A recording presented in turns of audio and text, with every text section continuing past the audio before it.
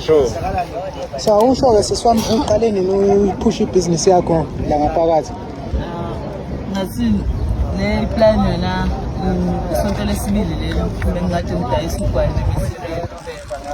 Nafethu. so ngawo-ke ugwayi ngaqokelela ngacela ngakwazi ukuthi ngithenge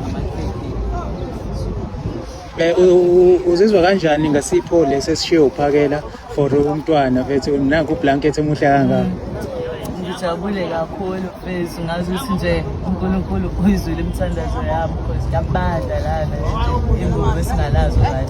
Yeah, basiba free nje ukushare la simina la sinokulala bakhalale phansi. Ngijabule kakhulu ngosiyangosela. So uneminyaka emingaki yena uGen? Ngomhla ka-18 uzoba 3 years. Mfethu. Okay, wena mfethu, okay ngoba lana mfethu. Pause. So ngoba uGen na 3 years mfethu wena mfethu uqale nini ukuba la emgwaqweni nje mhlawumbe ngokushoda kwezwi engalisho? Yeah, kuba semgaqweni ngathini qale ngo 2023. Okay.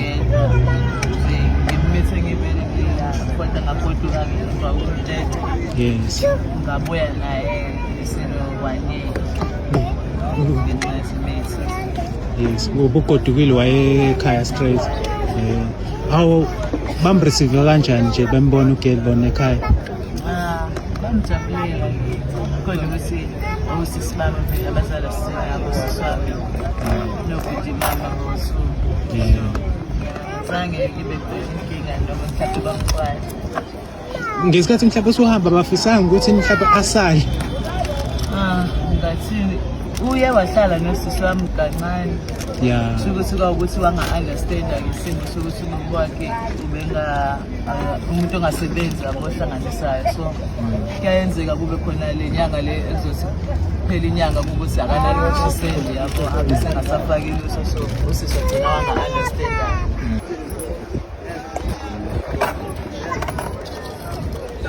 Yo Mageli uchazile ukuthi uqale ngokudayisa ugwayi wona amaluzi la.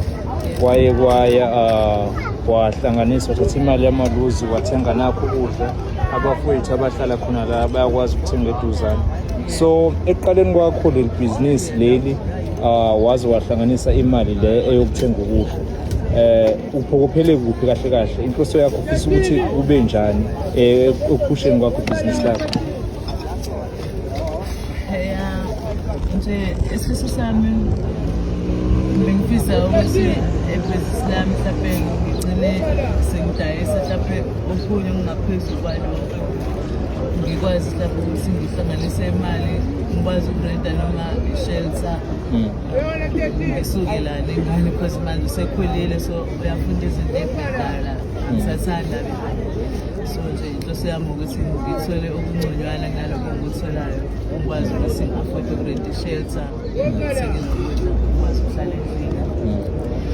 Ngizame nokuyeka le nto le because yonke le nto leyo kuba semgaqweni because yayo leyo mali.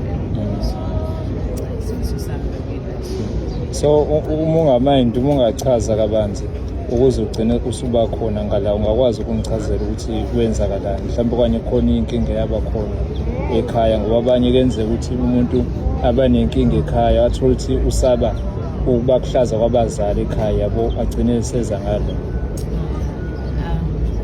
Lapho ngeke ngiziqambe manga ekhaya inkinga enginayo nje ukuba inkinga ekhona isekutheni ngangena kuleli drugs so le drugs leli awukwazi ukuhlala ngaphandle kwalo so uma ngiselokishini angikwazi ukuhlanganisa noma ukuzama ukuphatha elokishini akuphatheki yabo elokishini alitholakali bese nje into engigcinelayo yona otherwise ekhaya inkinga enginayo.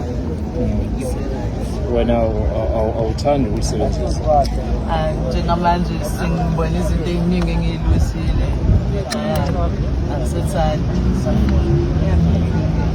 Mfowethu njengamanje kunomuntu ose-high school yabo mhlawumbe in 2 years time so uzobe sela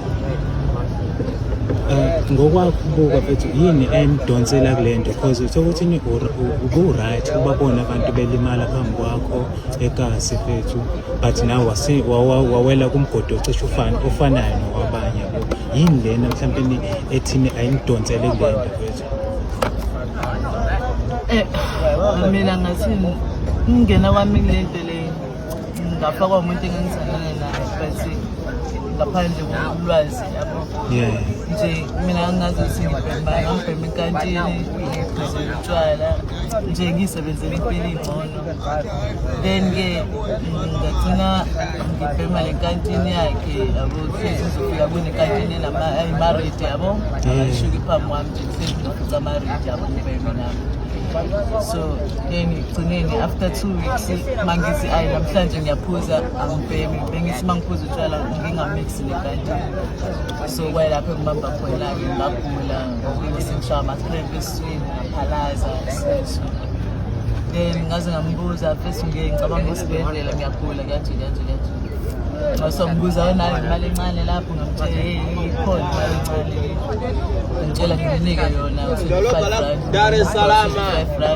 Wahamba wabuya nalento le encane wayenza ngisebenza phambi kwami ngabona ngabhema lapho ngashaya maybe 2-3 phuzi ngazizwa ngi-right sengiphilile futhi.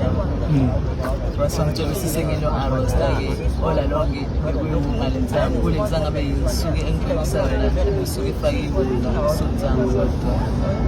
So kanjalo ngaendapha 2020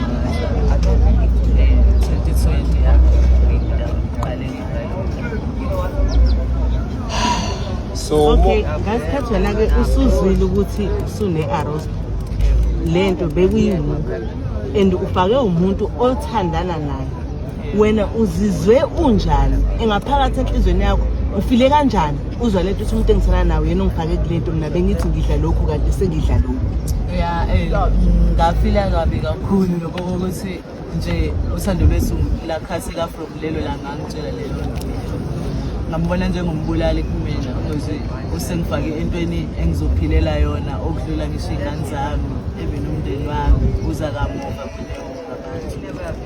so namanje uma ngimbona nje hlezi cabanga ukumenzakalisa because kumina ufana nomuntu wangibulala kuphela kunzima ukuphuma kule nto phumeni. So ingane onazo zingaki? Bawu-4. Uyedwa la? La nabanye bawu-3? Basekhaya, basengathi bakwabo. Bakwabo. So uma ungathi uqhamuka khona umuntu ofuna ukulekelela, yini oyifisayo oyicelayo kubantu ukuthi bakusize ngayo ukuze ukwazi ukuthi uqhubeke nempilo wondle nezingane zakho, ngoba uyabonakalisa ukuthi umuntu oserious nempilo ofuna futhi ukuyisebenzela? Yini oyifisayo kumuntu obukayo o into ongayicela kubona? Eqinisweni okwamanje into kade ngiyifisa bengithi ngiyazama kodwa bona kunzima angazi noma ngoba mhlawumbe ngizama ngingedwa nolwazi but bengifisa ukuthi ubahathi ingane yami lencane ngimtholele imali eziy'kole zamaSulumane yabo ezima-boarding school like yabo ngimtholele isikole esikanjalo. So ngikathi laphayana esikoleni ngizokwazi nama kube ngidela nami ngikwazi ukuthi yabo mhlawumbe isiphoqa ukuthi ngihamba ama-rehab ngikwazi ukuthi ngiphume la then ngiqhubekele zami.